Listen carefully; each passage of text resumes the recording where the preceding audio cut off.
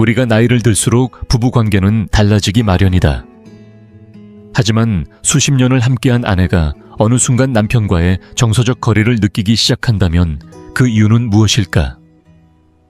한때 남편을 깊이 사랑하던 여성이 왜 점차 마음을 닫고 설렘을 잃고 무관심해지는 걸까? 많은 부부가 겪는 현실이지만 이 변화에 대해선 좀처럼 입을 열지 않는다. 애정이 서서히 식어가는 과정 태도 속에 드러나는 작은 변화들, 그리고 오랜 시간 쌓여온 조용한 답답함. 이런 감정들은 하루아침에 생기는 것이 아니라 채워지지 않은 기대와 말하지 못한 감정, 그리고 지나쳐버린 순간들이 오랜 세월 쌓여 만들어진 결과다. 그 이유는 생각보다 복잡하지 않다. 단순히 사랑이 식어서가 아니라 진정한 사랑이 어떤 모습이어야 하는지를 뒤늦게 깨닫게 되는 것이다. 그리고 그 깨달음은 매우 현실적인 요인들에서 비롯되곤 한다. 오늘 우리는 여성들이 나이가 들면서 남편에게 느끼는 감정의 변화, 그리고 이 관계를 돌이킬 수 있는 방법에 대해 이야기해보려 한다. 남편이든 아내든 아니면 오랜 관계에 대해 궁금한 분들이라면 끝까지 함께 해주시길 바란다. 이 영상이 당신의 사랑과 나이듦, 그리고 결혼에 대한 시선을 완전히 바꿔놓을 수도 있으니까. 그리고 본격적으로 시작하기 전에 당신에 대해 조금 더 알고 싶습니다. 지금 이 영상을 보고 계신 당신은 몇 살이신가요? 그리고 어느 지역에서 시청 중이신가요? 댓글로 남겨주세요. 당신의 이야기를 읽는 것은 저에게 큰 기쁨이 될 것입니다. 당신이 나누어 주시는 삶의 경험 하나하나가 우리의 이 공간을 더욱 따뜻하고 가까운 곳으로 만들어 줄 거라고 믿습니다. 그럼 이제 함께 시작해 볼까요 하나? 감정의 짐 어느 순간 너무 무거워집니다. 결혼 후 수십 년 동안 많은 아내들은 자연스럽게 가정의 정서적 관리인이 됩니다. 누가 시키지 않았지만 기념일을 기억하고 가족 모임을 챙기고 병원 예약을 하고 집안 대소사를 조율하는 일들을 도맡아 해왔죠. 아이들 생일 준비부터 시댁 제사까지 남편보다 먼저 알아차리고 먼저 움직이고 먼저 책임졌습니다. 그러나 세월이 지나 60대 70대가 되어 뒤를 돌아보면 그 오랜 시간 동안 자신이 얼마나 무형의 노동을 감당해왔는지, 그 무게가 얼마나 컸는지를 비로소 체감하게 됩니다. 문제는 이런 보이지 않는 일을 당연하게 여기는 이들이 있다는 사실입니다. 정현숙 씨 가명 74세 수원 거주는 이렇게 말합니다. 내가 챙기지 않으면 집안이 멈춰버릴 것 같아서 늘 먼저 움직였어요. 근데 어느 날 왜 나만 이렇게 긴장하고 살았지 하는 생각이 들더군요.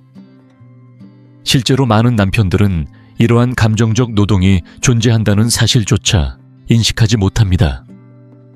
함께 살아왔지만 함께 짊어지진 않았던 거죠. 아내는 점점 지치고 무너져 가는데 남편은 여전히 익숙한 방식으로만 존재할 뿐 그저 가치 있는 사람이 되어갑니다. 이쯤 되면 아내는 결혼 생활 전체를 혼자 끌고 가는 느낌을 받기 시작합니다. 마음의 균형이 무너지면서 관계의 온도도 서서히 식기 시작하죠. 그 무게는 말하지 않아도 드러납니다. 그리고 그 무게는 나이가 들수록 더욱 또렷해집니다. 둘, 대화는 여전히 있지만 마음은 더 이상 이어지지 않습니다. 결혼 초기에 오가는 대화는 마치 두 사람 사이에 다리를 놓는 일처럼 느껴집니다. 오늘 하루 어땠어? 요즘 무슨 생각이 들어? 나중에 꼭 해보고 싶은 거 있어? 이런 질문 하나하나가 서로의 마음에 다가가는 작은 문이었습니다. 서로에 대한 궁금증, 미래에 대한 상상.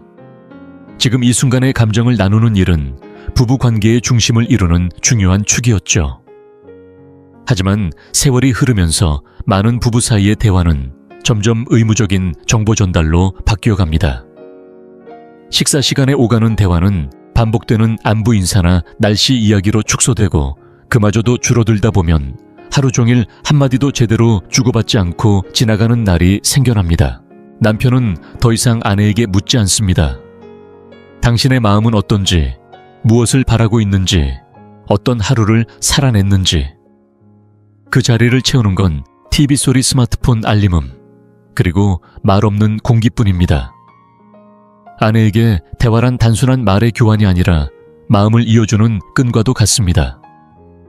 그 끈이 느슨해지면 동행자였던 남편은 점점 같은 공간에 있는 사람으로 바뀌고, 그와 동시에 아내 자신은 보이지 않는 존재처럼 느껴지기 시작합니다. 지금 내 이야기를 들어줄 사람이 곁에 있는 걸까? 이 사람에게 나는 여전히 중요한 존재일까? 이런 물음이 쌓이면 말하고 싶은 마음부터 서서히 사라집니다. 그리고 대화가 끊어진 자리는 점점 정서적 고립으로 채워지게 됩니다. 아내는 여전히 함께 시간을 보내고 싶어 합니다. 하지만 그 시간 안에 진심이 빠져 있다면 단지 옆에 앉아 있는 것으로는 충분하지 않다는 걸 너무도 잘 압니다. 감정적 친밀감 없이 동행만 이어가는 결혼은 어느 순간부터 외로움을 더 짙게 만듭니다. 그리고 그 외로움은 가장 가까운 사람 곁에서 느껴질 때 더 깊고 조용하게 스며듭니다. 지금 이 영상을 계속 시청하고 계시고 저희가 나눈 이야기들이 정말 유익하다고 느껴지신다면 댓글에 숫자 2을 남겨주세요. 그 한 글자가 당신께서 여전히 저희와 함께하고 계시다는 따뜻한 신호가 되어 큰 힘이 됩니다. 아직 채널을 구독하지 않으셨다면 지금 구독 버튼을 누르시고 알림 설정도 함께 해주세요. 앞으로 올라올 소중한 영상들을 놓치지 않으실 수 있습니다. 당신의 응원은 저희에게 큰 힘이 됩니다. 당신 덕분에 저희는 정보를 전하고 마음을 나누며 조금이나마 희망의 빛을 전할 수 있는 영상을 계속 만들 수 있습니다. 앞으로도 저희와 함께 걸어가 주세요. 감사합니다. 셋, 멈추지 않는 집안일, 그리고 점점 쌓여가는 마음의 피로 긴 세월을 함께한 부부들 사이에서 여성들이 가장 자주 토로하는 불만 중 하나는 바로 끊이지 않는 집안일에 대한 부담감입니다. 결혼 초에는 당연한 일처럼 여겼던 그 일들이 수십 년이 지나도 여전히 본인의 몫으로 남아있다는 사실에 점점 지쳐가는 것이죠. 서울 은평구에 사는 6세 김영자 씨는 이렇게 말합니다. 이제는 좀 내려놓을 수 있을 줄 알았어요. 애들도 다 컸고 남편도 퇴직했으니. 근데 여전히 식사 준비는 제 몫이고 청소도 제 몫이고 빨래며 쓰레기며 손 안 대는 사람이 옆에 있다는 게 참 서운하더라고요. 실제로 여러 조사에서도 은퇴 후에도 대부분의 가사노동을 여성이 계속 떠맡는다는 결과가 반복해서 나타납니다. 예전처럼 직장에 다니지 않더라도 집안일은 줄어들지 않고 오히려 늘어나는 경우가 많습니다. 하루 세 끼를 집에서 챙기고 남편의 생활까지 함께 감당해야 하니까요. 그 시작은 사소한 것에서 옵니다. 설거지를 하고 나면 싱크대에 다시 쌓여있는 그릇들, 세탁한 옷을 개어 놓았는데 그대로 소파 위에 방치된 셔츠, 화장실의 물때, 현관의 신발, 냉장고 속 유통기한 지난 반찬들까지. 이런 자잘한 남겨진 일들이 반복되다 보면 단순한 짜증을 넘어서 왜 나만 계속 이걸 해야 하지? 라는 의문이 생겨납니다. 그 질문은 점점 마음속에서 분노로 서운함으로, 그리고 때로는 체념으로 변합니다. 더 이상 말해서 바뀔 거라는 기대도 하지 않게 되고, 이 사람은 원래 이런가 보다 하는 포기로 이어지기도 합니다. 가장 힘든 건 단순히 집안일이 많아서가 아니라 그 일을 함께 나누려는 마음조차 보이지 않을 때 생기는 감정적 고립감입니다. 나이가 들어 힘이 예전 같지 않은데도 여전히 모든 것을 감당하고 있다는 현실은 몸보다 마음을 먼저 지치게 만듭니다. 그리고 이 지침은 부부 사이의 온기를 서서히 앗아갑니다. 넷, 아내는 잘하는데 남편은 제자리에 멈춰 있습니다. 나이가 들수록 삶에 대한 갈증은 줄어드는 것이 아니라 오히려 선명해집니다. 아이들 뒷바라지를 끝낸 뒤 자신의 이름으로 살아가고 싶은 마음이 서서히 고개를 듭니다. 그동안 미뤄두었던 일들, 여행을 떠나고 싶고 책을 읽고 싶고 배워보지 못한 것을 도전해보고 싶어집니다. 세상과 다시 연결되고 싶어지는 시기, 바로 그때입니다. 하지만 문제는 함께 살아온 남편이 그 흐름을 따라주지 못할 때 생깁니다. 아내가 새로운 것을 시도하려 할 때 남편은 늘 하던 대로만 살기를 원합니다. 그 나이에 뭘 또 배우냐, 귀찮게 왜 나가려고 하냐는 반응이 돌아오면 아내는 점점 주저하게 됩니다. 수원에 사는 68세 박정숙 씨는 이렇게 말합니다. 난 이제야 내 시간을 조금 가지려 하는데 남편은 그게 불편한가 봐요.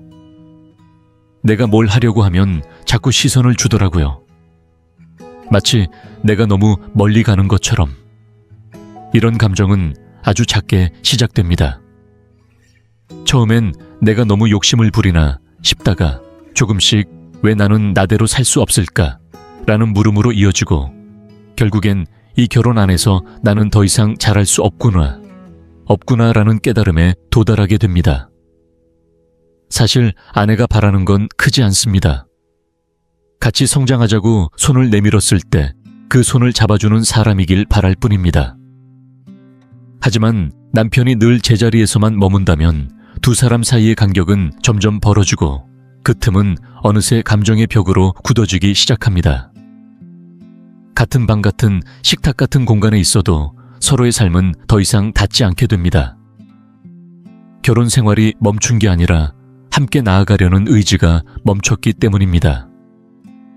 아내는 여전히 앞으로 걸어가고 싶은데 남편이 그 자리에서 머무른 채 따라오지 않을 때 그 외로움은 혼자 있는 외로움보다 훨씬 더 깊이 스며듭니다. 5. 사라지는 친밀감, 멀어지는 마음. 나이가 들수록 부부 사이의 친밀감은 자연스럽게 형태를 달리합니다. 더 이상 손을 꼭 잡지 않아도, 자주 안아주지 않아도 괜찮다고 생각할 수도 있습니다. 하지만 문제는 그 괜찮음이 어느 순간부터 익숙함이라는 이름 아래 방치로 바뀌기 시작할 때입니다. 애정 표현이 줄어드는 건 어쩌면 자연스러운 흐름일 수 있지만 감정적 연결마저 사라지기 시작하면 그것은 단순한 변화를 넘어 관계의 단절로 이어집니다. 감정적 친밀감은 눈빛에서 말투에서 아무 말 없는 순간의 따뜻한 시선에서 비롯됩니다. 아내는 여전히 사랑받고 있다는 느낌을 받고 싶어 합니다.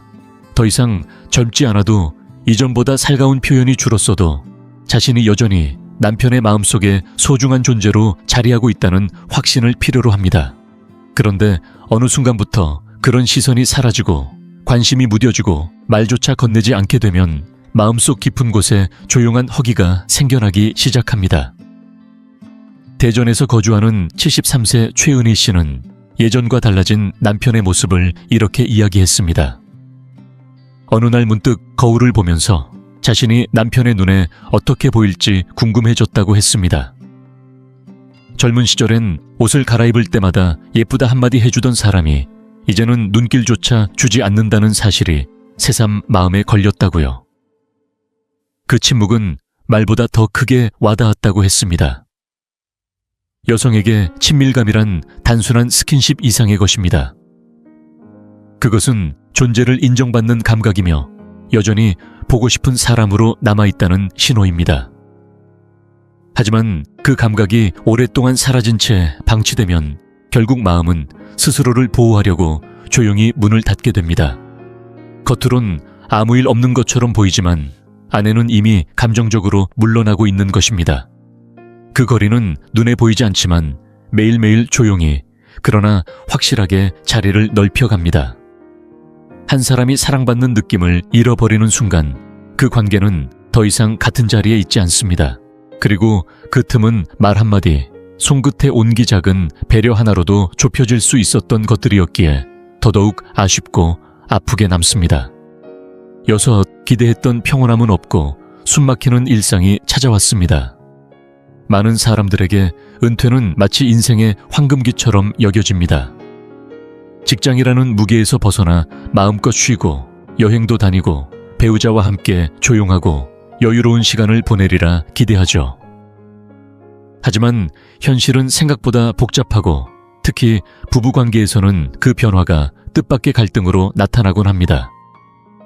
오히려 은퇴 후가 부부 사이에 더 큰 틈을 만들어내는 시기가 되기도 합니다. 그 이유는 단순합니다. 갑자기 하루 24시간을 거의 모든 순간 함께 보내야 하는데 그 긴 시간을 어떻게 채워야 할지 준비가 되어 있지 않기 때문입니다. 남편들은 대부분 수십 년간 직장 중심의 생활에 익숙해져 있다 보니 일을 멈춘 후에 삶에 대한 구체적인 그림이 없는 경우가 많습니다. 그 결과 어느 날 갑자기 아무것도 하지 않고 소파에 앉아 시간을 때우는 날들이 이어지고 결국 그 공백을 아내가 메워야 하는 상황이 되어버립니다. 부산 해운대에 사는 72세 이남희 씨는 은퇴 후 남편의 변화에 대해 이렇게 말합니다. 남편은 퇴직 후 집에 있는 시간이 많아지면서 점점 본인을 심심함을 달래줄 존재로 여기기 시작했고 하루에도 몇 번씩 같이 커피 마시자, TV 좀 같이 보자, 어디 나갔다 올까 라고 말을 걸어왔다고 합니다.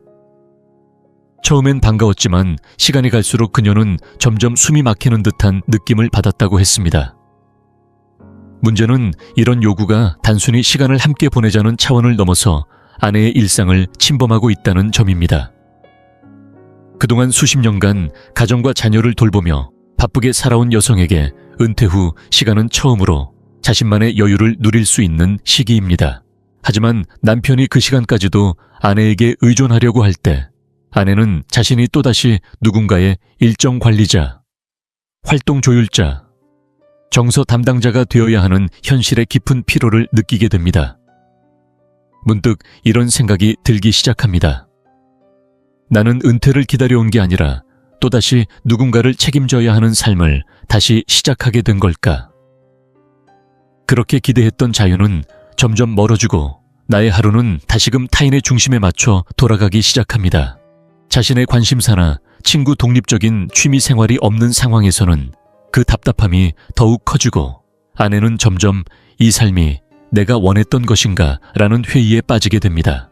겉으로는 평온해 보일지 몰라도 이런 감정은 어느새 남편에 대한 서운함과 피로감으로 번지고 그 작은 불만들이 쌓이면 결국 사랑의 온도마저 천천히 식게 만듭니다. 한때는 함께 늙어가는 삶을 꿈꿨지만 지금은 함께 있는 시간이 오히려 감정을 소모하게 만드는 시간이 되어버리는 것이죠. 그리고 그 간극은 시간이 갈수록 더 쉽게 메워지지 않게 됩니다. 7. 더 이상 들리지 않는 목소리 멀어지는 마음. 결혼 생활에서 가장 아픈 순간은 서로 언성을 높일 때가 아니라 마음이 무너지는 순간입니다. 말하지 않아도 되는 사이가 된 게 아니라 말해도 소용없다는 생각이 들기 시작할 때, 존재 자체가 점점 투명해지는 것 같은 느낌. 그건 고요하지만 아주 깊은 상처를 남깁니다. 오랜 세월 가족을 위해 자신을 내어주며 살아온 아내들은 어느 순간 깨닫습니다. 이제는 자신의 말이 예전만큼 중요하지 않다는 사실을.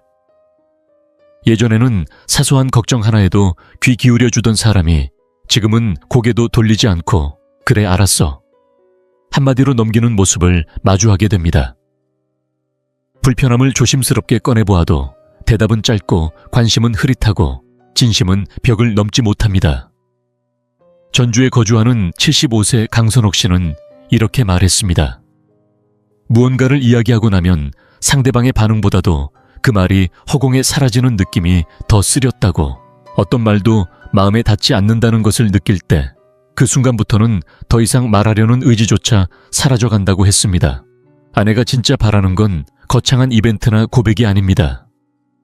그저 자신의 감정이 여전히 존중받고 있다는 작은 확인입니다. 내가 무슨 생각을 하는지, 어떤 기분으로 하루를 보냈는지, 그 마음 하나쯤은 여전히 소중하게 여겨주는 누군가가 곁에 있다는 확신이 필요한 겁니다. 하지만 그것이 무너지는 순간 아내는 점점 감정의 문을 닫기 시작합니다.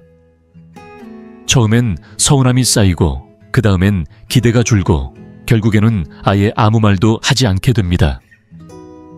마음을 접고 나면 다시 여는 일은 생각보다 훨씬 어렵습니다. 반복된 무시와 무관심은 결국 조용한 체념으로 바뀌고 그 체념은 사랑의 반대말이 되어 마음 한켠을 차갑게 채웁니다. 어느 날 문득 함께 있는 사람이 더 이상 나의 생각이나 감정을 궁금해하지 않는다는 사실을 깨달았을 때 아내는 비로소 혼자가 됩니다.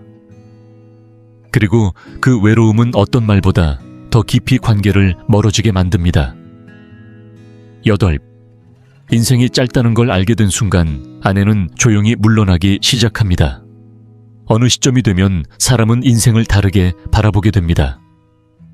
더는 무한한 시간 속에 살고 있지 않다는 사실을 뼈저리게 느끼게 되죠. 가까웠던 이들이 하나둘 떠나고 장례식장이 익숙한 장소가 되고 달력에 표시된 생일보다 병원 예약일이 더 자주 눈에 들어오는 날들이 찾아옵니다. 그렇게 시간의 유한함을 체감하면서 많은 여성들은 자신이 보내고 있는 하루하루를 다시 들여다보게 됩니다. 그동안은 가족을 위해, 자식을 위해, 그리고 남편을 위해 살아왔지만 이제는 이런 질문이 마음속에서 떠오릅니다. 나는 지금 행복한가? 이 삶 속에서 나는 여전히 사랑받고 있는가? 이렇게 살아가는 것이 과연 남은 시간을 보내기에 만족스러운가? 만약 이 질문들에 대한 대답이 자신을 납득시키지 못한다면 아내는 조용히 마음을 거두기 시작합니다. 그것은 분노에서 비롯된 것이 아닙니다. 오히려 스스로를 지키기 위한 본능적인 거리두기입니다. 경기도 평택에 사는 74세 유정숙 씨는 이렇게 말합니다. 예전엔 자꾸 말도 해보고 표현도 해봤어요. 근데 아무것도 바뀌지 않더라고요. 그래서 이제는 그냥 조용히 있어요. 나 자신만 챙기자고요. 이렇게 마음을 거두게 되는 시점은 포기와는 조금 다릅니다. 그것은 자신이 더는 애쓰지 않아도 되는 사람이라는 걸 받아들이게 된 결과입니다. 더 이상 싸우고 싶지 않고 더 이상 따지고 싶지도 않습니다. 애정에 목말라 하거나 기대하지도 않습니다. 대신 조용히 자신의 삶에 집중하기 시작합니다.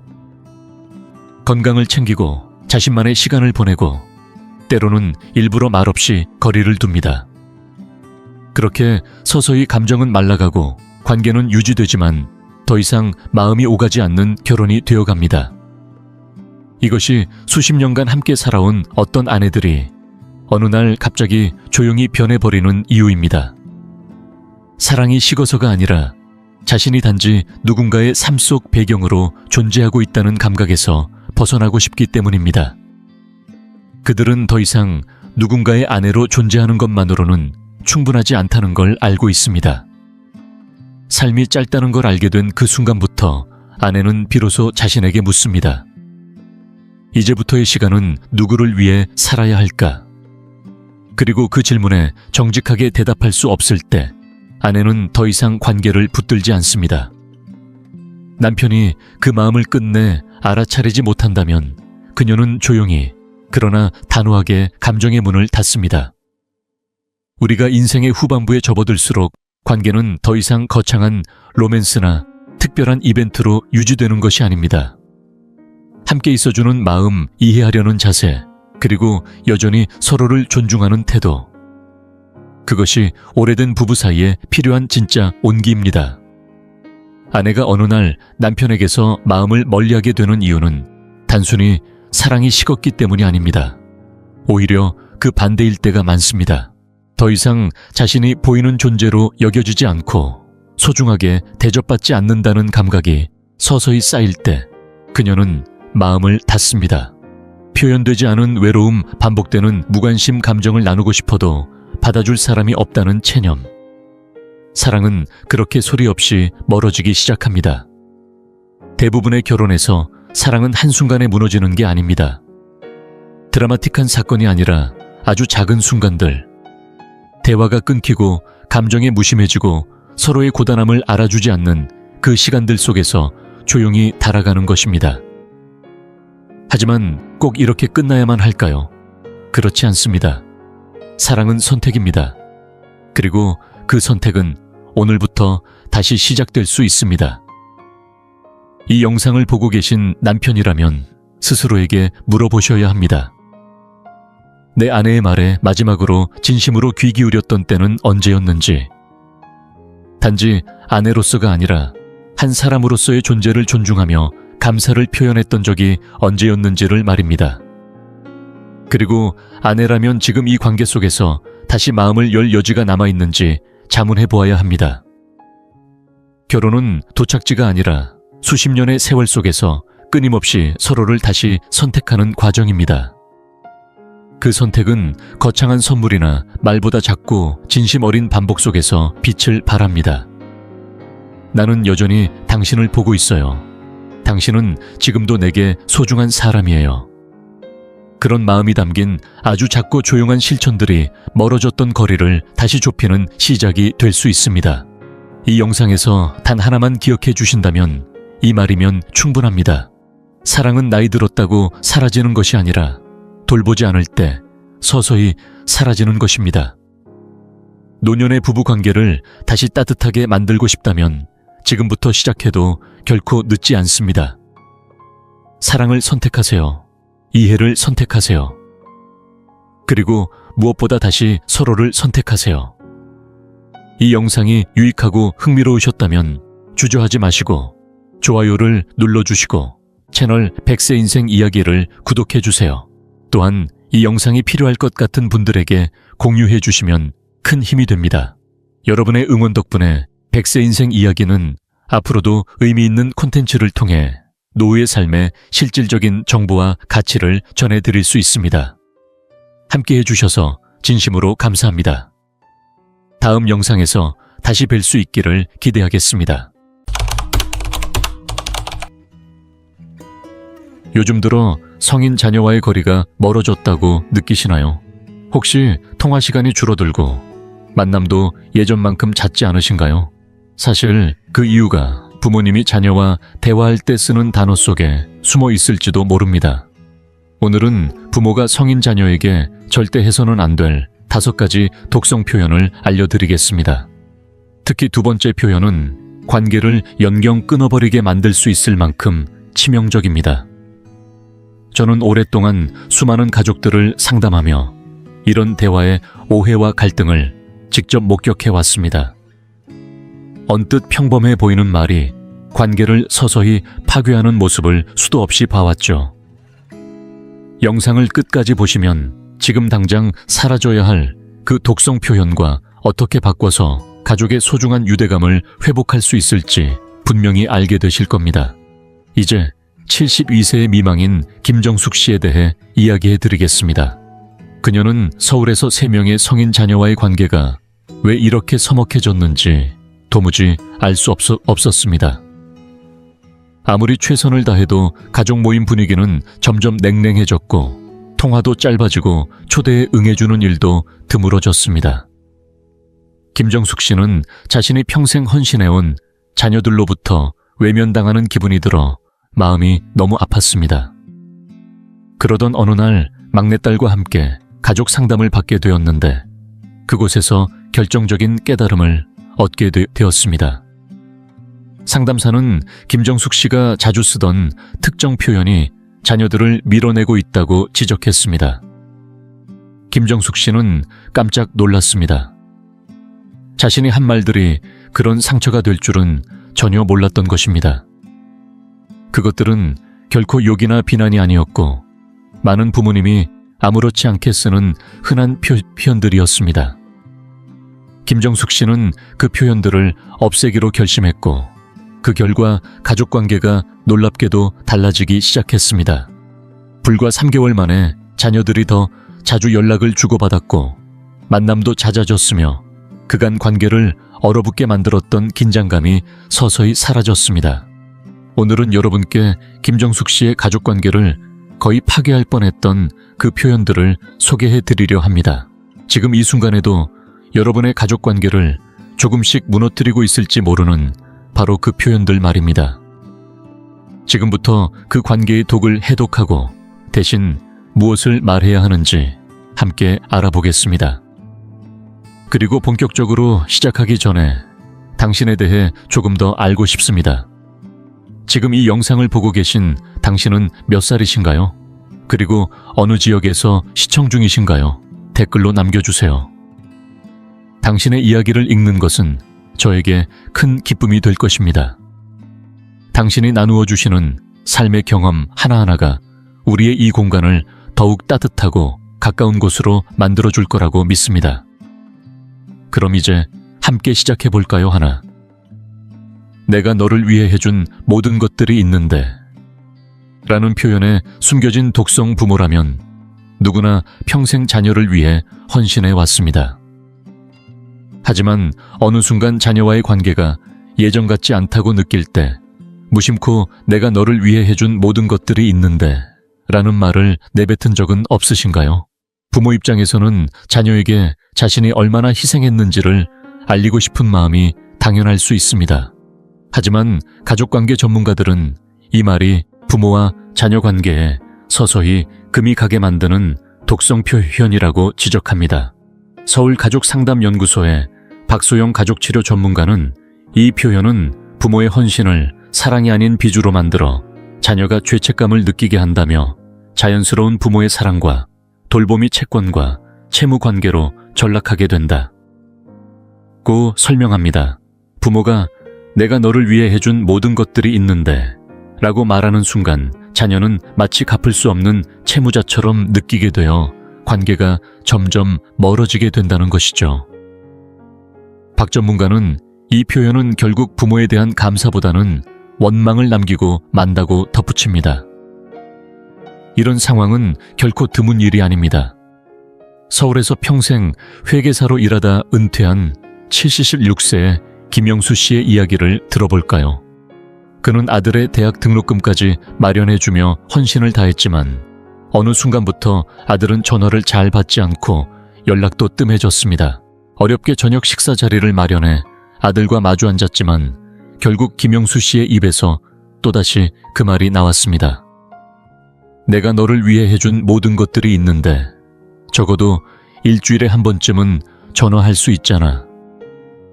그러자 아들은 그동안 꾹 눌러두었던 감정을 터뜨렸습니다. 그는 전화를 걸 때마다 사랑보다는 죄책감 때문에 의무적으로 전화를 걸어왔다는 사실을 솔직하게 털어놓았습니다. 김영수 씨는 큰 충격을 받았습니다. 평생 애써온 말들이 오히려 자녀를 멀어지게 만든 사실이 너무도 가슴 아팠습니다. 이후 가족 상담사의 도움으로 자신의 진심을 솔직하게 전하는 방법을 배우게 되었습니다. 그는 이제 이렇게 말합니다. 내 목소리가 정말 듣고 싶어. 자주 통화하면 좋겠는데 혹시 일요일쯤에 통화할 수 있을까? 이렇게 표현을 바꾸자. 아들은 부모의 진심을 느끼고 의무감이 아닌 기쁜 마음으로 전화를 걸어오기 시작했습니다. 부모가 된다는 것은 선택이지 투자해서 이자를 받으려는 계약이 아닙니다. 자녀는 부모에게서 받은 사랑을 결코 갚아야 할 빚이 아닙니다. 내가 너를 위해 해준 모든 것들이 있는데 라는 말을 대화에서 내려놓는 순간부터 부모와 자녀는 서로를 진심으로 존중하고 이해하는 관계로 한층 더 가까워질 수 있을 것입니다. 둘째, 내 배우자가 너를 내게서 멀어지게 해 라는 말에 숨겨진 독성 부모가 자녀와의 관계에서 자주 범하는 실수 중 하나가 바로 배우자를 탓하는 표현입니다. 특히 내 배우자가 너를 내게서 멀어지게 해 라는 말은 단순한 불만을 넘어 자녀와의 관계를 완전히 단절시킬 수 있는 치명적인 독이 될 수 있습니다. 가족관계 전문가들은 이 표현이 부모-자녀 관계에서 가장 파괴적인 언어 중 하나라고 입을 모읍니다. 자녀의 배우자가 자녀를 부모에게서 떼어놓으려 한다고 암시하는 순간 부모는 단순히 배우자만 공격하는 것이 아니라 자녀의 판단력과 독립성까지 모욕하는 꼴이 됩니다. 가족시스템 연구소의 김재현 박사는 이렇게 설명합니다. 이 표현은 성인이 된 자녀가 부모와 배우자 사이에서 충성심을 선택하도록 강요하게 됩니다. 결국 자녀는 극도의 스트레스를 받게 되고 반복되면 부모-자녀 관계가 심각하게 훼손되거나 완전히 단절될 수도 있습니다. 서울에 사는 68세의 박영자 씨는 이 사실을 뼈저리게 깨달은 사례 중 하나입니다. 그녀는 아들이 결혼한 뒤부터 며느리가 아들을 부모에게서 떼어놓으려 한다는 의심이 들었습니다. 그래서 아마도 내 배우자가 네가 나와 시간을 보내는 걸 원하지 않을 거야. 라든지 결혼 전에는 이렇지 않았잖아. 같은 말을 무심코 내뱉었습니다. 처음에는 별 뜻 없이 한 말이었지만 아들이 이런 말을 모두 며느리에게 전하고 있다는 사실은 전혀 몰랐습니다. 그 말들이 부부 관계에 얼마나 큰 긴장감을 주는지 깨닫지 못한 채였던 것이죠. 그러던 어느 날 가족 모임 자리에서 박영자 씨는 며느리에게 공개적으로 내 아들을 빼앗아 갔다고 비난했습니다. 그날 밤 아들은 문자를 보내며 잠시 관계를 쉬자고 통보했습니다. 그리고 그 휴식기는 무려 18개월이나 이어졌습니다. 그 시간 동안 박영자 씨는 명절 생일 그리고 첫 손주의 탄생까지 함께하지 못했습니다. 결국 전문가의 상담과 진심 어린 사과를 통해서야 아들과 며느리 모두와의 관계가 조금씩 회복될 수 있었습니다. 지금 박영자 씨는 며느리와의 관계를 훼손하기보다는 지지해주기 위해 노력하고 있습니다. 이제는 이렇게 말합니다. 나는 너희 둘 다 정말 소중하게 생각해. 아직 너희 가족에게 어떻게 하면 더 도움이 될 수 있을지 배우는 중이야. 모두에게 잘 맞는 방법으로 자주 만날 수 있을까 이렇게 표현함으로써 자녀의 결혼 생활을 존중하고 자녀가 성인으로서 건강한 독립성을 유지할 수 있도록 배려하고 있는 것이죠. 이처럼 자녀의 배우자를 탓하기보다는 그들의 결혼 생활과 독립성을 진심으로 존중해주는 태도가 부모와 자녀 관계를 훨씬 건강하게 만들어줍니다. 부모는 자녀의 삶을 함께하는 든든한 조력자일 수 있지만 자녀가 배우자와 함께 성장해 나가는 과정을 방해하는 존재가 되어서는 안 됩니다. 지금 이 영상을 계속 시청하고 계시고 저희가 나눈 이야기들이 정말 유익하다고 느껴지신다면 댓글에 숫자 2를 남겨주세요. 그 한 글자가 당신께서 여전히 저희와 함께하고 계시다는 따뜻한 신호가 되어 큰 힘이 됩니다. 아직 채널을 구독하지 않으셨다면 지금 구독 버튼을 누르시고 알림 설정도 함께 해주세요. 앞으로 올라올 소중한 영상들을 놓치지 않으실 수 있습니다. 당신의 응원은 저희에게 큰 힘이 됩니다. 당신 덕분에 저희는 정보를 전하고 마음을 나누며 조금이나마 희망의 빛을 전할 수 있는 영상을 계속 만들 수 있습니다. 앞으로도 저희와 함께 걸어가 주세요. 감사합니다.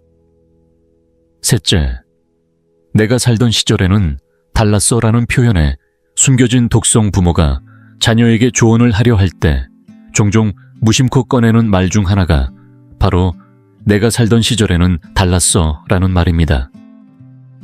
이 말은 겉으로 보기에는 단순히 옛 추억을 되새기려는 의도로 들리지만 사실 그 속에는 자녀의 방식을 평가절하하고 부모 세대가 더 옳았다는 뉘앙스가 숨어 있습니다. 소통 전문가들은 이 표현이 부모와 자녀 간의 경쟁 구도를 만들어내며 부모 세대의 방식이 더 낫다는 인상을 심어준다고 설명합니다. 부산대학교 세대갈등연구소의 정소희 교수는 이렇게 말합니다. 부모님이 자주 내가 살던 시절에는 이라는 말을 꺼낼 때 의도치 않게 자녀와 거리를 두게 됩니다. 이 표현은 부모를 동반자가 아니라 비판자로 보이게 만들고 특히 자녀가 육아 직장 생활, 라이프 스타일 등 민감한 부분에서 상처를 받기 쉽습니다. 74세 이영수 씨 이야기를 들어볼까요? 그는 손녀를 돌봐주겠다고 딸에게 여러 번 조언을 건넸습니다. 하지만 딸이 그의 말에 방어적으로 반응하는 이유를 도무지 이해하지 못했습니다. 그는 습관적으로 이렇게 말하곤 했습니다. 내가 살던 시절에는 이런 복잡한 안전수칙 같은 건 없었어. 혹은 내가 살던 시절에는 아이들이 부모를 존중했어. 사실 그는 진심으로 도움을 주고 싶었지만 이런 방식의 말투는 딸에게 판단받고 있다는 느낌을 주었고 결국 딸은 그의 말을 귀 기울여 듣지 않게 되었습니다.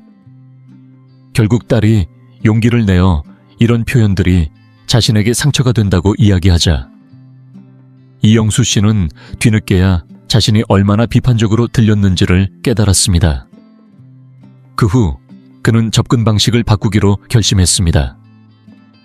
예전처럼 자신의 방식을 주장하기보다는 요즘 육아 방식에 대해 물어보고 관심을 가지며 대화를 이어갔습니다. 그러자 딸도 조금씩 마음의 벽을 허물고 가끔은 그의 경험담을 참고하기도 했습니다. 이처럼 세대 차이를 강조하기보다는 이렇게 말해보세요. 나는 네가 이 문제를 어떻게 풀어가는지 정말 궁금해. 예전에 내가 했던 방식이 도움이 될 수도 있을 것 같은데 들어보고 싶니? 이렇게 말하면 자신의 경험을 강요하기보다 선택지로 제시할 수 있습니다. 부모의 목적은 자녀를 교정하는 것이 아니라 함께 연결되는 것입니다. 자녀의 결정을 존중해주면 자녀는 부모의 관점을 더 소중히 여기고 스스로 도움을 청하게 됩니다. 넷째, 넌 절대 전화 안 해 라는 말에 숨겨진 독성 부모라면 가끔 외롭고 서운한 마음에 넌 절대 전화 안 해 라는 말을 자녀에게 던진 적이 있을지도 모릅니다. 하지만 관계 전문가들은 이런 절대적인 표현이 자녀와의 관계를 조금씩 무너뜨리는 독이 될 수 있다고 강조합니다. 절대 혹은 항상이라는 단어는 사실을 왜곡하고 자녀가 방어적으로 만들며 결국 부모와의 소통 자체를 피하게 만듭니다. 가족 심리 전문가이자 가족관계의 치유노의 저자인 김민수 박사는 이렇게 설명합니다. 넌 절대 전화 안 해 같은 절대화된 표현은 자녀에게 어떤 노력을 해도 부족하다는 느낌을 주고 부모와의 대화가 상처로 남게 합니다. 아무리 연락을 자주 했더라도 부모가 그것을 충분치 않다고 느끼면 자녀는 점점 부모에게서 멀어질 수밖에 없습니다.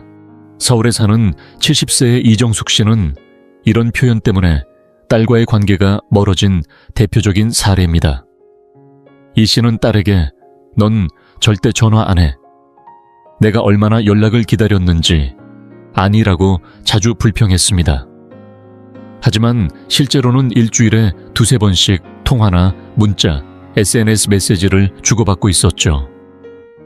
그런데도 이정숙 씨는 항상 공허함을 느꼈고 그때마다 넌 절대 전화 안 해 라는 말을 내뱉곤 했습니다.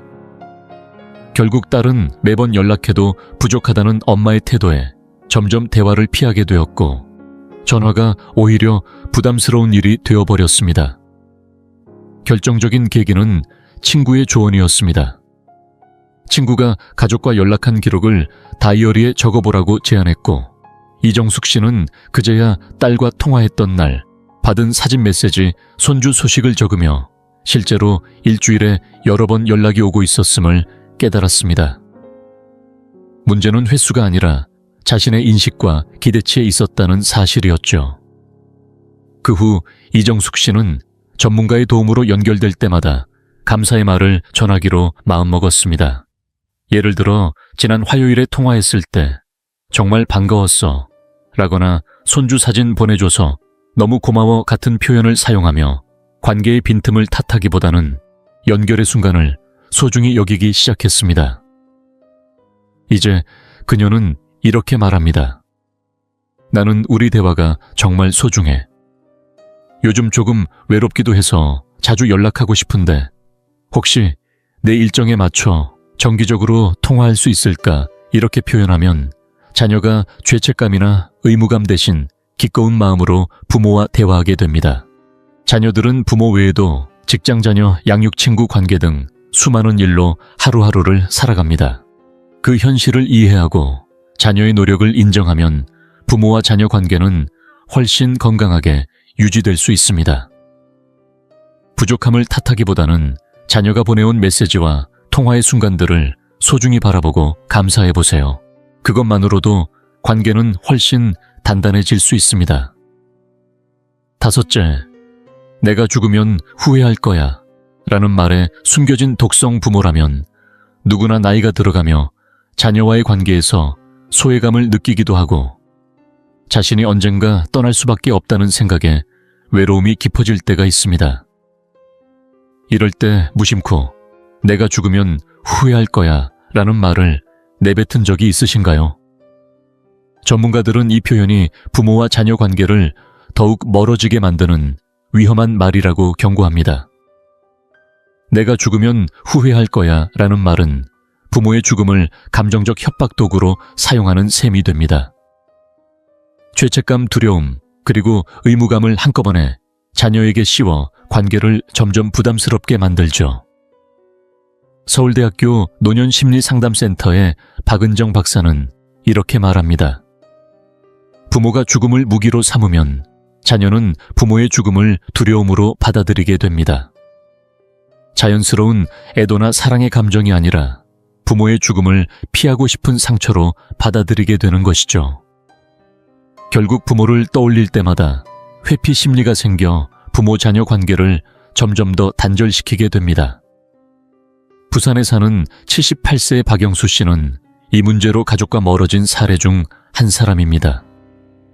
그는 가족 모임에 자녀가 참석하지 않거나 자신의 의견에 동의하지 않을 때마다 언젠가 내가 없으면 그때 후회할 거야. 혹은 내가 죽으면 그때 나랑 더 많이 시간을 보낼 걸 후회할 거다 라고 말하곤 했습니다. 처음에는 자녀들도 이해하려 했지만 점점 이런 말에 피로감을 느끼며 부모와의 관계를 줄이기 시작했습니다. 결국 박영수 씨의 큰아들은 용기를 내어 아버지에게 이렇게 말했습니다. 이런 말들이 가족 모두에게 큰 부담이 되고 있다고요. 전문가의 도움을 받아 박영수 씨는 비로소 자신이 느끼던 소외감과 두려움을 자녀에게 어떻게 전달해야 할지 배우게 되었습니다. 그는 이렇게 말하기로 했습니다. 나는 이 가족과 함께하는 시간이 정말 소중해. 앞으로도 자주 모여서 좋은 추억을 더 많이 만들고 싶어. 이렇게 표현하자 자녀들은 아버지의 진심을 이해하고 부모를 찾아가는 횟수가 점점 늘어났습니다. 부모의 죽음을 무기로 삼아 자녀를 움직이게 하려는 말은 관계를 깨뜨리기 쉽습니다. 반면 함께하는 시간이 소중하다. 앞으로도 함께 좋은 추억을 쌓고 싶다라는 진심 어린 표현은 자녀에게 부모의 소중함을 느끼게 합니다. 진정한 가족 관계는 의무감과 두려움이 아니라 서로에 대한 존중과 이해로 쌓아가는 것입니다. 부모의 죽음에 대한 두려움 때문에가 아니라 부모와 함께하는 시간이 즐겁고 의미 있기 때문에 자녀가 부모를 찾게 될 것입니다. 이 표현들이 가진 숨겨진 위험성, 이 5가지 표현이 특히 위험한 이유는 너무 흔하고 겉으로 보기에는 평범해 보여서 부모님이 자신도 모르게 사용한다는 데 있습니다. 많은 부모님들은 이 말들이 단순한 대화의 일부거나 진심 어린 걱정에서 나온 것이라고 생각합니다. 그러나 하버드 의과대학의 뇌과학 연구 결과에 따르면 이러한 표현이 얼마나 해로운지 분명히 보여줍니다. 연구를 이끈 헤이즈 박사는 이렇게 설명합니다. 사랑하는 사람에게서 듣는 비난이나 조종적인 말은 우리 뇌에 신체적 위협과 똑같은 스트레스 반응을 유발합니다. 시간이 지나면 그 스트레스 때문에 점점 그 사람과의 접촉을 피하려는 행동 패턴이 형성됩니다. 이렇게 부모가 이 표현들을 반복해서 사용하면 자녀는 부모에게서 점점 멀어지게 됩니다. 부모님을 일부러 외면하려는 것이 아니라 감정적 스트레스를 피하려는 심리적 반응일 뿐입니다. 하지만 다행히도 이런 패턴을 알아차리는 순간이 관계를 회복하는 첫걸음이 될 수 있습니다. 독성 표현 대신 건강한 표현으로 바꾸는 것만으로도 관계가 놀라울 만큼 달라질 수 있습니다. 소통 방식을 바꿔야 할 때 오랫동안 굳어버린 대화 습관을 바꾸는 것은 결코 쉽지 않습니다. 하지만 가족 상담 전문가들이 추천하는 간단한 3단계 방법이 있습니다. 첫째, 스스로 인식하는 연습입니다. 이런 독성 표현을 사용하려 할 때 그 말을 하려는 감정이 무엇인지 먼저 살펴보세요. 외로움인지 서운함인지 아니면 두려움인지 파악해보는 것입니다. 이렇게 하면 진짜 감정을 더 직접적으로 표현할 수 있게 됩니다. 둘째 말을 꺼내기 전에 잠시 멈추는 것입니다. 내가 지금 이 말을 하고 싶은 이유가 뭘까? 라고 스스로에게 물어보고 그 자리에 조금 더 건강한 표현을 선택해보세요. 처음에는 어색하겠지만 연습하면 자연스러워집니다. 셋째, 비난이나 원망 대신 솔직한 감정과 바람을 직접 표현하는 것입니다. 예를 들어, 넌 절대 전화 안 해. 대신 요즘 좀 외로운데 내 목소리가 자주 듣고 싶어 라고 말해보세요. 똑같이 자녀와 연락하고 싶은 마음을 표현하면서도 자녀가 죄책감을 느끼지 않게 됩니다. 부산에 사는 75세의 강미순 씨도 이런 변화를 실천해본 한 사람입니다. 그녀는 세 자녀와의 관계가 점점 서먹해지는 게 느껴져서 상담사의 조언에 따라 대화 방식을 바꿔보기로 결심했습니다. 처음엔 자녀들이 반신반의했지만 그녀가 꾸준히 새로운 대화 방식을 시도하자 자녀들도 마음의 벽을 조금씩 허물었습니다. 6개월 후 딸이 엄마, 우리 주말에 여행 같이 갈래요? 라고 제안했을 때 강미순 씨는 감격스러웠다고 합니다. 아이들이 날 사랑하지 않았던 게 아니라 내 방식이 너무 무거웠던 거였구나 라고 그녀는 말했습니다. 앞으로 관계를 더 건강하게 만들기 위해 이제 어떤 표현들을 피해야 할지 알게 되셨으니 다음은 건강한 가족관계를 만드는 소통 습관을 실천해보세요. 자녀가 보여주는 작은 노력에도 감사의 표현을 자주 해보세요. 바빠도 전화해줘서 고마워처럼 사소한 연결을 소중히 여기면 자녀가 더 기쁘게 연락할 수 있습니다. 또한 자녀의 경계와 독립성을 존중하세요. 부모로서 언제나 최우선으로 생각해 주길 바라기보다는 자녀의 삶과 우선순위를 이해하고 존중하는 태도가 필요합니다. 자녀의 관심사에 진심으로 관심을 갖되 매번 불만을 이야기하는 자리로 만들지 않도록 주의해보세요. 도움이 필요할 땐 판단 대신 따뜻한 지원을 해주세요. 자녀가 부모에게 기대고 싶을 때 부모가 힘이 되어줄 수 있다면 자녀는 부모의 존재를 더 든든하게 느낄 것입니다. 그리고 전통을 고집하기보다는 가족 모두의 상황에 맞게 새로운 전통을 함께 만들어가는 것도 좋습니다. 이렇게 하면 부모와 자녀 모두가 기분 좋게 만날 수 있는 가족 문화를 만들어갈 수 있습니다. 이제 여러분은 자녀와의 관계를 파괴하는 5가지 독성 표현과 그 대안을 알게 되셨습니다. 관계는 언제든지 바꿀 수 있고 새로운 관계로 거듭날 수 있습니다. 다만 노력과 용기가 필요합니다. 혹시 이 5가지 표현 중 하나라도 쓰셨다면 자책하지 마세요. 깨달음이 변화를 만드는 첫걸음입니다. 오늘부터 딱 하나만이라도 없애보고 그 대신 건강한 표현으로 바꿔보세요. 자녀들은 곧 그 변화들을 느끼게 될 것입니다. 여러분은 혹시 이런 표현들을 자녀와의 대화에서 사용해 보신 적이 있으신가요? 오늘부터 작은 변화로 새로운 관계를 만들어 보세요. 이 영상이 유익하고 흥미로우셨다면 주저하지 마시고 좋아요를 눌러주시고 채널 100세 인생 이야기를 구독해 주세요. 또한 이 영상이 필요할 것 같은 분들에게 공유해 주시면 큰 힘이 됩니다. 여러분의 응원 덕분에 100세 인생 이야기는 앞으로도 의미 있는 콘텐츠를 통해 노후의 삶에 실질적인 정보와 가치를 전해드릴 수 있습니다. 함께해 주셔서 진심으로 감사합니다. 다음 영상에서 다시 뵐 수 있기를 기대하겠습니다. 나이가 들면서 몸이 예전처럼 움직여주지 않는다는 걸 느낀 적 있으신가요? 예전엔 가볍게 걸었던 것도 이제는 발걸음이 느려지고 아침에 일어나는 것조차 힘들게 느껴질 때가 있습니다. 하루가 다르게 에너지가 줄어드는 것 같아 혹시 이게 자연스러운 노화의 한 부분이라서 그냥 받아들이고 천천히 살아야 하나 고민되시나요? 하지만 좋은 소식이 있습니다. 반드시 그렇게만 살아야 하는 건 아닙니다. 힘을 되찾고 몸의 움직임을 회복하며 에너지를 높이는 건 나이에 상관없이 가능합니다. 큰 돈을 들이거나 갑자기 모든 걸 바꿔야 하는 것도 아닙니다. 오늘 이 영상에서 건강을 되찾고 삶의 질을 높일 수 있는 5가지 쉽고 강력한 방법을 소개해 드리겠습니다. 이 방법들은 갑작스러운 변화를 주는 게 아니라 작은 변화를 차근차근 쌓아 큰 변화를 만들어가는데 초점이 맞춰져 있습니다.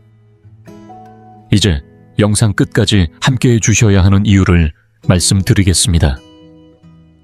마지막 2가지 팁은 일상을 완전히 바꿔줄 수 있는 특별한 비밀이 담겨 있습니다. 이 팁들은 매일의 루틴을 새롭게 하고 에너지와 활력을 더해줄 수 있는 잠재력을 가지고 있습니다. 독립적으로 생활하고 싶으신 분, 유연성을 높이고 싶으신 분, 혹은 단순히 하루하루 더 활기차게 보내고 싶으신 분이라면 이 팁들이 큰 도움이 될 거라 확신합니다. 이 영상은 단순히 수명을 늘리는 데 그치지 않고 삶의 질을 더하는 데 초점이 맞춰져 있습니다. 끝까지 함께해 주시길 바랍니다. 분명히 앞으로의 삶에서 저에게 감사하게 될 겁니다. 본격적으로 들어가기 전에 아직 채널 구독을 안 하셨다면 지금 구독 버튼과 알림 설정을 눌러주세요. 앞으로도 유익한 정보를 놓치지 않고 받아보실 수 있습니다. 여러분의 관심과 응원이 큰 힘이 됩니다. 영상이 유익하셨다면 좋아요와 공유 버튼을 눌러 다른 분들과도 나눠주세요. 이 영상 주제가 마음에 드셨다면 댓글에 이를 혹시 기대와 달랐다면 0을 남겨주세요. 더 나은 영상을 만들기 위해 도움이 될 것입니다. 그럼 시작해 보겠습니다. 첫째, 숙면은 건강하고 활력 있는 삶의 열쇠입니다. 살아가면서 가장 기본적이면서도 소중한 것이 무엇일까요? 바로 잠입니다. 잠의 질이 우리의 건강과 삶의 질을 얼마나 크게 좌우하는지 알고 계셨나요? 특히 나이가 들수록 잠은 단순한 쉼을 넘어 우리 몸과 마음을 치유하는 데 꼭 필요한 힘이 됩니다. 잠은 단순히 피로를 푸는 시간이 아니라 하루하루를 살아가는 데 없어서는 안 될 생명 유지의 기둥입니다.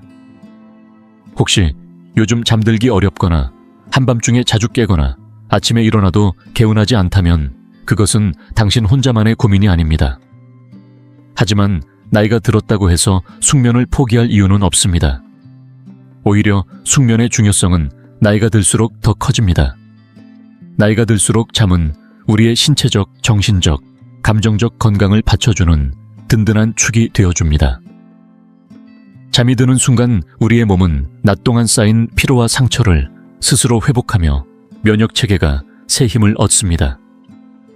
이렇게 쌓인 힘은 다음 날을 살아갈 에너지가 됩니다. 잠은 우리의 기억력을 선명하게 하고 사고력을 맑게 해주며 하루의 기분마저도 안정시켜줍니다. 그러나 제대로 쉬지 못하면 작은 것부터 흔들리기 시작합니다.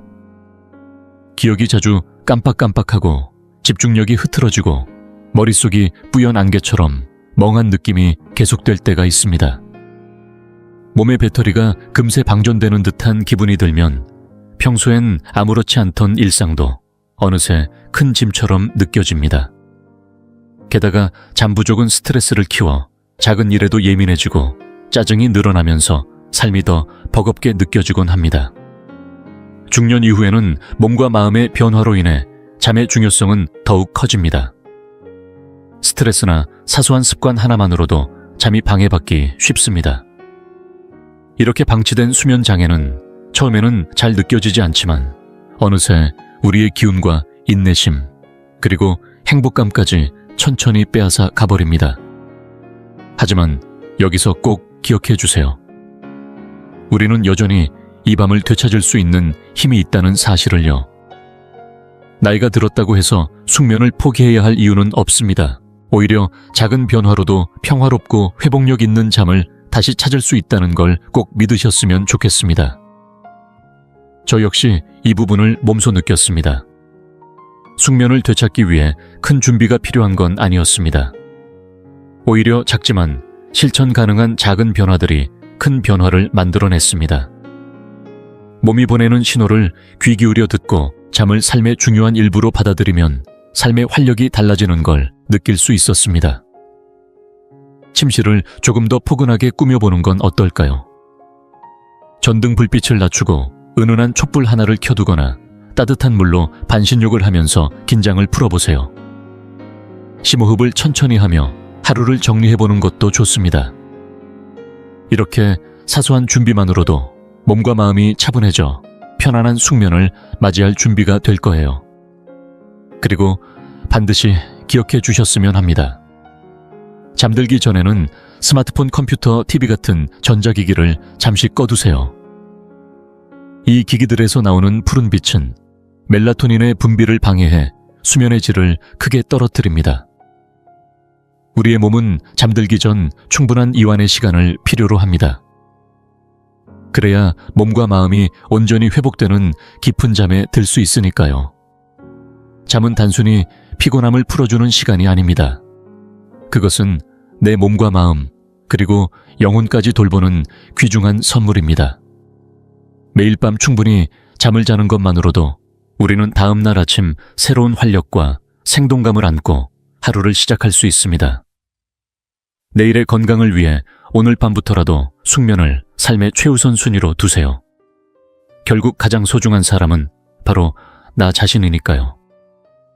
둘째, 움직임이 줄어드는 생활의 위험성. 혹시 하루 중 앉아서 보내는 시간이 얼마나 되는지 한 번이라도 곰곰이 생각해 보신 적이 있으신가요? 처음에는 그리 중요하지 않은 질문처럼 느껴질 수 있지만 조금만 멈춰서 자신의 하루를 돌아보면 놀랄 만큼 많은 시간을 의자에 앉아 보내고 있다는 사실을 깨닫게 됩니다. 사실 우리의 일상은 앉는 것이 너무도 자연스러운 자세가 되어버렸습니다. 직장에서도 식사 시간에도 집에서 휴식을 취할 때도 의자나 소파가 마치 하루의 긴장을 풀어주는 최고의 안식처처럼 느껴지기 쉽습니다. 이처럼 몸을 쉬게 하려는 본능은 자연스러운 일이지만 그 편안함 뒤에는 건강을 서서히 갉아먹는 그림자가 숨어 있다는 사실을 알고 계신가요?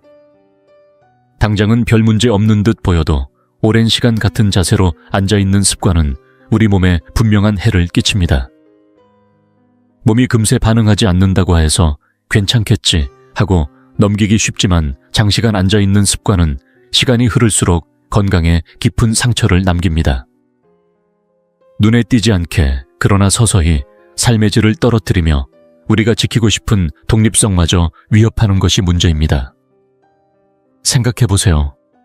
의자에서 일어서는 일이나 방을 가로질러 걷는 것조차 힘겨워진다면 그것이 과연 우리가 꿈꾸던 노후의 모습일까요? 특히 나이가 들수록 독립성을 잃는 것에 대한 두려움이 더 크게 다가오는 것도 이 때문입니다. 앉아있는 생활은 단순히 근육이 뻐근하고 관절이 굳는 불편함으로 끝나지 않습니다. 그것은 우리 몸 전체에 천천히 스며드는 위험으로 처음에는 아무렇지 않게 느껴지지만 결국 몸 곳곳에 문제를 일으킵니다. 특히 오랜 시간 움직이지 않고 앉아있으면 혈액순환이 느려지고 다리 쪽으로 흐르는 혈액이 식으면서 심장은 그 혈액을 온몸으로 보내기 위해 더 많은 힘을 들여야 합니다. 이 과정에서 근육은 점차 약해지고 몸의 유연성마저 잃게 되어 결국에는 기본적인 동작조차 힘겨워질 수 있습니다. 이 문제는 언젠가가 아니라 반드시 마주치게 되는 현실이며 오래 앉아있을수록 심혈관 건강과 이동 능력, 그리고 전반적인 신체의 힘이 점점 약해질 수밖에 없습니다. 그러나 여기서 끝나지 않습니다. 이렇게 오랫동안 앉아있는 생활은 비만을 비롯한 만성질환으로 가는 문을 열어두게 됩니다. 몸이 움직이지 않는 생활에 익숙해지면 살이 쉽게 붙고 한번 붙은 살은 좀처럼 빠지지 않아 비만으로 이어지기 쉽습니다. 그리고 비만이 시작되면 고혈압, 당뇨병, 고지혈증 같은 각종 질환이 꼬리를 물고 따라옵니다. 무엇보다도 이렇게 오랜 시간 움직임이 적으면 정신 건강에도 큰 영향을 줍니다. 신체 활동이 줄어들면 뇌의 화학작용에 부정적인 변화가 생겨 머리가 멍해지고 기분이 가라앉으며 결국에는 우울감이나 불안감이 더 쉽게 찾아오게 됩니다. 이처럼 몸과 마음 모두에 서서히 스며드는 움직임 부족의 위험성은 결코 가볍게 넘길 수 있는 문제가 아닙니다. 그리고 여기서 많은 사람들이 놓치고 있는 냉혹한 현실이 하나 있습니다. 그 피해는 당장 드러나지 않지만 시간이 지나면서 차곡차곡 쌓여간다는 점입니다. 오늘 당신이 하는 행동이 내일이나 다음 주에 바로 티가 나는 건 아닙니다. 하지만 앉아있는 시간이 길어질수록 그 영향은 눈덩이처럼 불어나 언젠가는 당신의 몸을 무겁게 짓누르게 됩니다. 어느 날 문득 몸을 움직이는 게 쉽지 않고 만성 통증이 찾아오며 사소한 움직임조차 버겁게 느껴질 수 있습니다.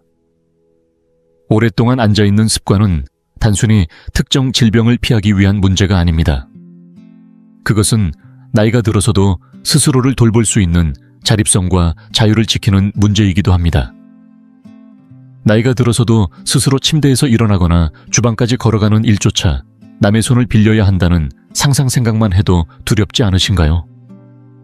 물론 생각하기도 싫은 현실이지만 규칙적인 움직임이 없다면 우리 모두가 향하게 될 수 있는 길이라는 것은 부정할 수 없는 사실입니다. 하지만 희망적인 소식도 있습니다. 반드시 그렇게 될 필요는 없다는 점입니다. 마라톤을 뛰거나 헬스장에 몇 시간씩 갇혀 있을 필요도 없습니다. 중요한 건 일상 속에서 자신에게 맞는 방식으로 꾸준히 몸을 움직이는 습관을 만들어가는 것입니다. 아주 작은 변화라도 건강에는 큰 차이를 만들어냅니다. 거창하게 시작하지 않아도 됩니다. 한 걸음씩 하루하루 몸을 움직이는 것이 중요합니다. 가장 먼저 매 시간마다 자리에서 일어나 기지개를 켜거나 집안을 천천히 걸어보세요. TV를 보면서 제자리 걸음을 하는 것도 좋습니다. 엘리베이터 대신 계단을 이용하거나 마트나 시장에 갈 때 일부러 조금 더 멀리 주차하는 것도 도움이 됩니다. 이런 작은 실천들이 당장은 대수롭지 않아 보여도 시간이 지나면 분명히 큰 변화를 만들어냅니다. 여기서 중요한 건 완벽하게 해내는 게 아니라 꾸준히 이어가는 것입니다. 아주 작은 움직임 하나라도 결국에는 당신의 몸과 마음을 건강하게 만들 수 있습니다. 바로 그 자잘한 행동들이 결국에는 유연성을 유지하고 근육을 튼튼히 하고 혈액순환을 도와 삶의 활력을 이어가는 힘이 되어줍니다. 목표는 거창한 운동 루틴이 아니라 하루 중 어느 순간이라도 몸을 움직이는 시간을 갖는 것입니다. 단 1분이라도 좋습니다. 그 1분이 쌓여서 에너지를 북돋고 혈액순환을 원활하게 하며 근육을 건강하게 만들어 당신을 더 독립적이고 건강한 삶으로 이끌어줄 테니까요. 물론 하루 종일 앉아있는 게 편하다는 건 저도 압니다. 우리 사회가 워낙 앉아있는 문화를 당연시하다 보니 앉아서 쉬는 게 자연스럽게 느껴지기 마련이죠. 하지만 동시에 우리의 건강과 행복, 그리고 삶의 질을 위해 움직임을 요구하는 세상에 살고 있다는 사실도 잊지 말아야 합니다. 지금 앉아있는 그 순간이 편안할지 모르지만 그 편안함이 당신의 미래를 어떻게 바꾸고 있는지는 생각해 보셨나요? 앉아있는 시간을 늘리는 선택을 할 때마다 사실상 당신은 미래의 자유와 독립성을 조금씩 내어주고 있는 셈입니다. 그리고 그 대가는 언젠가 분명히 찾아옵니다. 그러니 지금 결단을 내려보세요. 자리에서 일어나 움직이세요. 그리고 몸을 움직임으로써 얻을 수 있는 자유와 활력을 직접 느껴보세요. 앉아서 보내는 시간의 대가는 당장 드러나지 않지만 언젠가 예상치 못한 순간에 분명히 다가올 것입니다. 늦기 전에 지금부터라도 몸을 움직이는 삶을 선택하세요. 선택은 당신의 몫입니다. 그리고 작은 움직임 하나하나가 결국엔 큰 변화를 만들어낼 것입니다. 지금 이 영상을 계속 시청하고 계시고 저희가 나눈 이야기들이 정말 유익하다고 느껴지신다면 댓글에 숫자 2을 남겨주세요. 그 한 글자가 당신께서 여전히 저희와 함께하고 계시다는 따뜻한 신호가 되어 큰 힘이 됩니다. 아직 채널을 구독하지 않으셨다면 지금 구독 버튼을 누르시고 알림 설정도 함께 해주세요. 앞으로 올라올 소중한 영상들을 놓치지 않으실 수 있습니다. 당신의 응원은 저희에게 큰 힘이 됩니다. 당신 덕분에 저희는 정보를 전하고 마음을 나누며 조금이나마 희망의 빛을 전할 수 있는 영상을 계속 만들 수 있습니다. 앞으로도 저희와 함께 걸어가 주세요. 감사합니다. 셋째, 햇빛의 힘을 삶에 불어넣기. 햇살은 단순히 피부를 덮어주는 따스한 빛이 아니라 우리 몸이 건강하게 살아가기 위해 꼭 필요한 생명의 힘입니다. 나이가 들수록 몸속에서 자연스럽게 생성되는 비타민 D의 양이 점점 줄어든다는 사실 알고 계신가요? 이 비타민 D는 평소에는 별로 신경 쓰지 않게 되지만 사실 뼈와 근육 면역력을 조절하는 데 중요한 역할을 합니다. 부족해지면 뼈가 약해지거나 근육통, 관절 통증, 심지어 낙상의 위험까지 높아지게 됩니다. 특히 하루 대부분을 실내에서 보내는 분들에게는 햇빛을 충분히 받지 못하는 것이 커다란 손실이 될 수밖에 없습니다. 건강을 지키는 데 있어 가장 쉽고도 강력한 방법 중 하나가 바로 햇빛인데 많은 분들이 이 기회를 놓치고 계십니다. 실내에만 머무는 동안 우리의 몸은 이 중요한 활력의 에너지를 충분히 받지 못하고 점점 더 약해질 수밖에 없습니다. 햇빛을 받는 일은 결코 거창하거나 많은 돈이 드는 일이 아닙니다. 그렇지만 그 효과는 생각보다 훨씬 강력합니다. 특히 나이가 들수록 우리의 일상은 점점 더 정적인 생활로 바뀌고 집안에 머무는 시간이 늘어나며 밖에 나가는 것이 귀찮아지곤 합니다. 하지만 잠시만 생각해 보세요. 단 10분만이라도 밖에 나가 햇빛을 받는다면 어떨까요? 그 몇 분이 우리의 몸과 마음에 변화를 가져다 줄 수 있다는 사실을요. 햇빛은 단순히 뼈를 튼튼하게 만들고 면역력을 높이는 것을 넘어 기분까지도 한층 밝게 만들어주는 놀라운 힘을 가지고 있습니다. 햇빛을 받으면 생체 리듬이 안정되고 숙면을 돕고 활력과 맑은 정신을 선물합니다. 매일같이 자연의 빛을 받는 일은 몸에 부드럽게 재부칭 버튼을 눌러주는 것과도 같다고 할 수 있습니다. 꼭 몇 시간씩 햇볕 아래 누워있을 필요는 없습니다.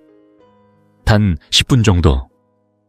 동네 한 바퀴를 산책하거나 마당이나 베란다에 앉아 바람을 쐬면서 햇살을 맞는 것만으로도 충분합니다. 중요한 것은 건강과 웰빙을 위한 작은 습관을 만들어가는 것이니까요. 이렇게 짧은 순간의 햇빛이 몸과 마음에 새로운 생기를 불어넣고 머릿속을 맑게 정리해 줄 수 있습니다. 저 역시 한동안 햇빛을 못 쬐다가 잠깐 밖에 나가 햇볕을 쬐는 것만으로 기분이 놀랄 만큼 좋아지는 것을 느낀 적이 많았습니다. 마치 햇살의 따뜻함이 몸속까지 스며들어 뻐근했던 근육과 마음까지도 풀어주는 듯한 느낌이 들곤 했습니다. 물론 피부 보호를 위해 자외선 차단제를 바르는 것도 중요합니다. 하지만 두려워하지 마시고 햇빛이 주는 건강한 기운을 온몸으로 받아들이시길 바랍니다. 햇살이 주는 자연의 에너지는 그 무엇과도 비교할 수 없을 만큼 소중하며 나이가 들수록 우리의 몸은 그 에너지를 더욱 갈망하게 됩니다.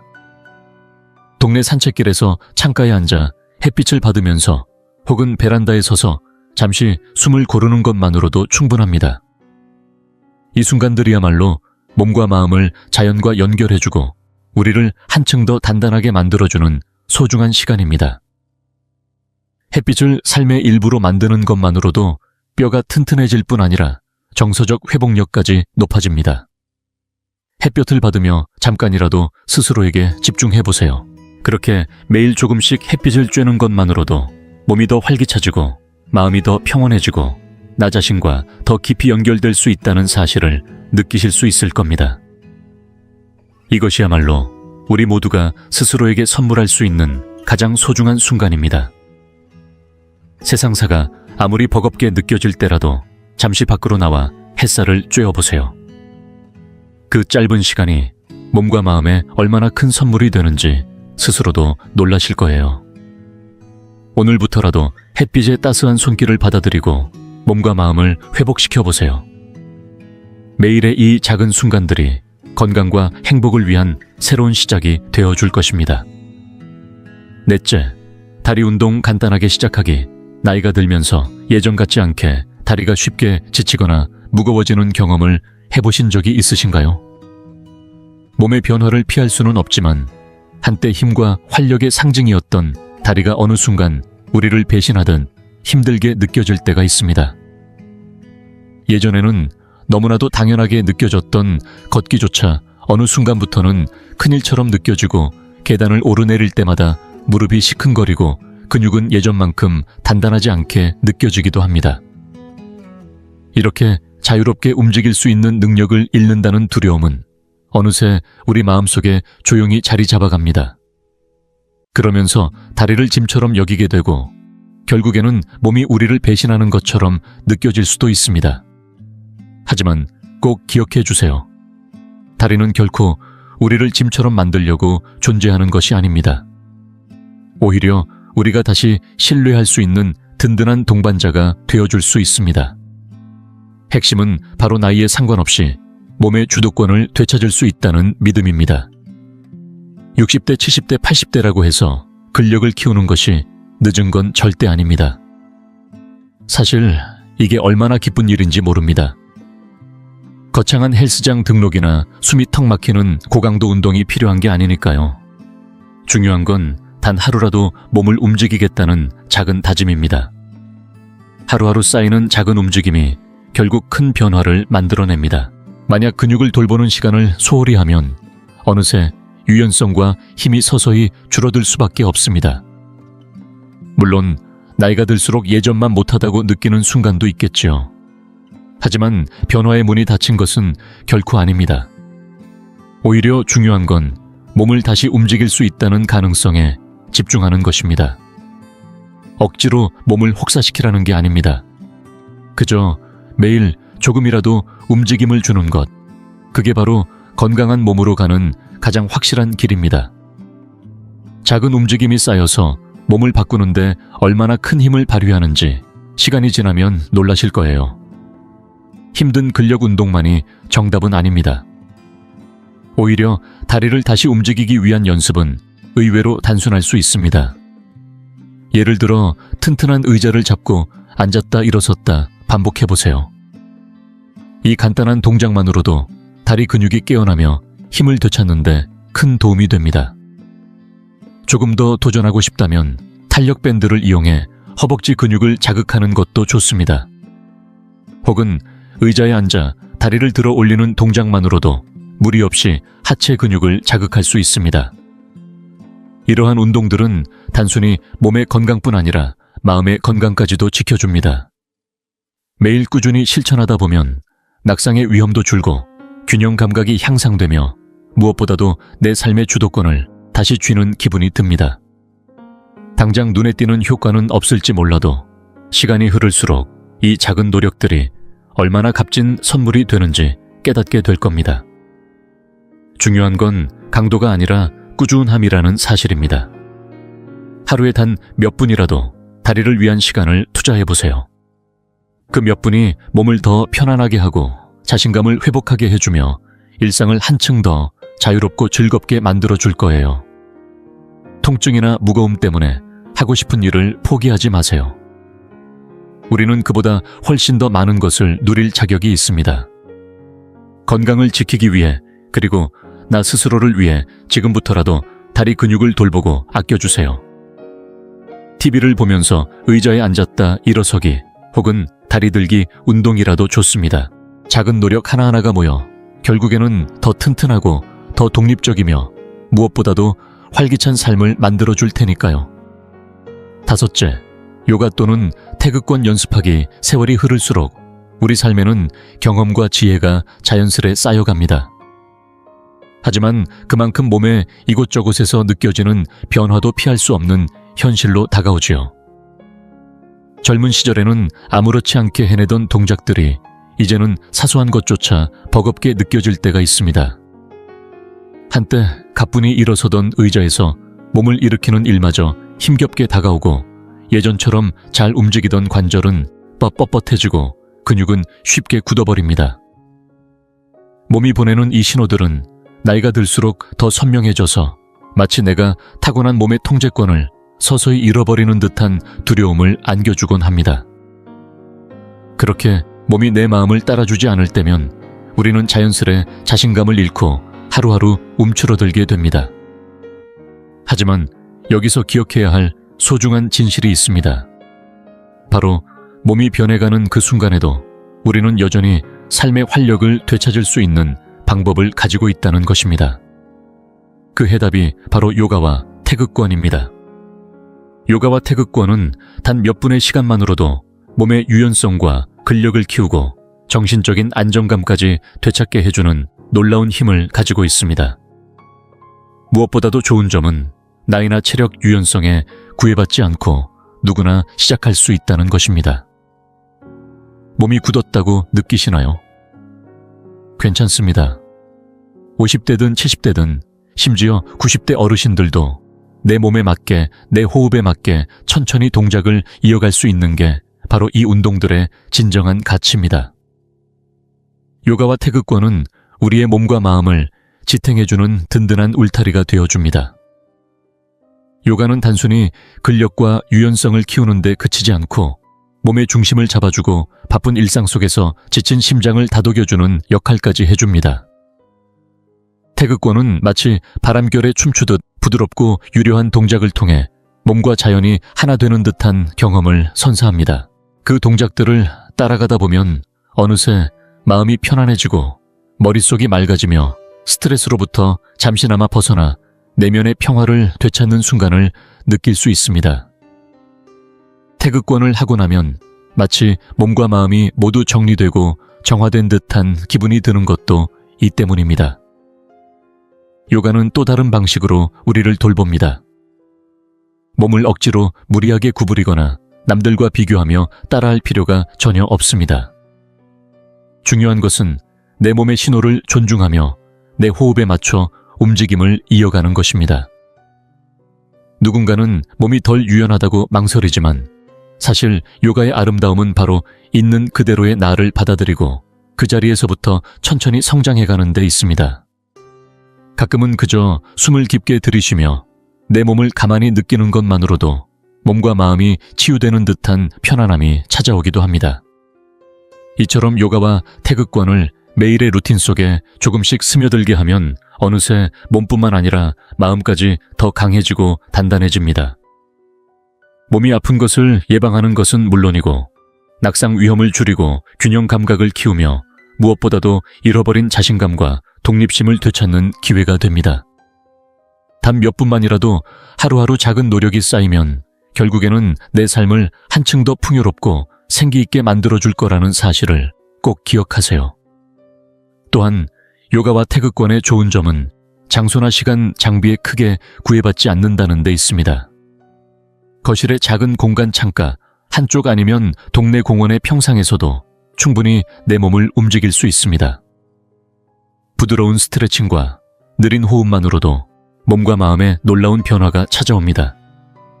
바쁜 하루 속에서 잠깐이라도 요가 매트 위에 앉아 몸을 풀고 호흡을 고르고 내 안의 긴장을 내려놓아 보세요. 이처럼 작고 단순한 움직임이 주는 기적을 경험하실 수 있을 거예요. 중요한 것은 지금 당장 시작하는 것입니다. 나이가 들었다고 해서 새로운 걸 시작하기에 늦었다는 법은 없습니다. 요가와 태극권은 그 어느 때라도 내 몸과 마음을 성장시키고 치유하며 평화를 찾아주는 삶의 동반자가 되어줄 것입니다. 세월이 흐를수록 이 운동이 주는 깊이는 더욱 커지고 인생의 여정을 함께하는 든든한 힘이 되어줄 것입니다. 오늘 이 순간 잠시라도 내 몸과 마음에 귀 기울여 보세요. 그리고 요가와 태극권이 이끄는 길을 따라 더 건강하고 평온한 나를 만나보세요. 바로 그곳에서 우리는 삶의 가장 단단한 축을 발견할 수 있을 테니까요. 오늘도 이 여정을 함께해 주셔서 진심으로 감사드립니다. 오늘 우리는 요가와 태극권을 일상에 통합함으로써 나이가 들어도 여전히 건강을 유지하고 몸과 마음의 균형을 찾을 수 있는 놀라운 이점들을 살펴보았습니다. 이 운동들은 단순한 신체 개선을 넘어 우리의 정신을 안정시키고 마음의 평화를 주며 몸과의 연결을 더욱 깊게 만들어줍니다. 처음 시작하는 분이든 오랜만에 다시 도전해보려는 분이든 시작하기에 늦은 때란 없습니다. 지금까지 어떤 점을 배우셨나요? 요가나 태극권의 어떤 부분을 가장 기대하며 일상에 적용해보고 싶으신가요? 오늘 영상을 통해 느끼신 점과 앞으로 직접 실천해보고 싶은 것 한 가지를 아래 댓글로 남겨주세요. 이 영상이 마음에 드셨다면 댓글과 좋아요, 구독 버튼을 눌러주시고 앞으로도 유익한 콘텐츠를 함께 나누어 주세요. 앞으로도 건강하고 행복한 삶을 위한 여정을 계속 이어가겠습니다. 시청해 주셔서 감사합니다.